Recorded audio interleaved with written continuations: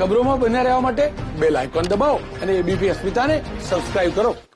સુરતની મહુવા શુગર મિલની ચૂંટણીમાં બપોરે 12 વાગ્યા સુધી 70% મતદાન નોંધાયું. મહુવા શુગર મિલની 16 બેઠકો પૈકી 12 ઉત્પાદક અને 1 બિન ઉત્પાદક બેઠક માટે 24 બૂથ ઉપર મતદાન ચાલી રહ્યું છે. 13 બેઠકો પર 39 ઉમેદવારો મેદાનમાં છે. મહુવા શુગરમાં કુલ 22,500 સભાસદ છે, જેમાંથી 5,500 સભાસદો મતાધિકારનો ઉપયોગ કરી રહ્યા છે. હાઈકોર્ટના આદેશ મુજબ મતગણતરી હાથ નહીં ધરાય. મતદાન પછી મતપેટીને સીલ કરીને મૂકી દેવાશે.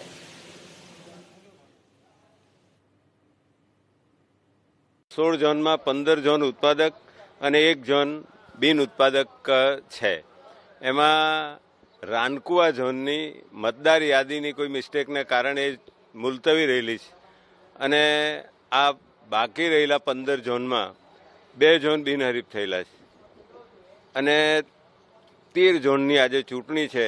એમાં લગભગ 39 એટલે 39 ઉમેદવારો છે અને સભાસદો લગભગ 5500 જેટલા સભાસદો આ ચૂંટણીમાં ભાગ લઈ રહ્યા છે. અને મેં ફરીવાર મારા ખેડૂતો અને સભાસદોના હિત માટે અને મારી સુગર મહુવા સુગરને હજુ વધારે પડતી સ્થિરતા લાવીને અને ખેડૂતોને પોક્ષમ સારા ભાવ મળે અને ખેડૂતની આવક બમણી થાય એના માટે મેં પાછી ઉમેદવારી કરી છે. એમાં જે રાનકુવા ઝોનની જે ચૂંટણી થઈ એમાં એટલે સામે પક્ષેથી કંઈ મતદારોમાં જે મતદારોની જે મતદાર પ્રસિદ્ધિ થઈ એનામાં કંઈ એવું કે આક્ષેપો આવે છે કે ભાઈ જે મતદારો છે તે ખેડૂત સભાસદો બનાવીને મતદાર કર્યા છે, એના માટે વાંધા અરજી આવેલી હતી અને તેના લીધે મોકૂફ રાખી છે. મહુવા સુગર ફેક્ટરીની બાબતની અંદર જે છે તે અમારે ત્યાં 2 ઝોન બિનહરીફ થઈ ગયા છે. 2 ચૂંટણી જે ઝોન બૂથ પર નથી અને એકનું છે તે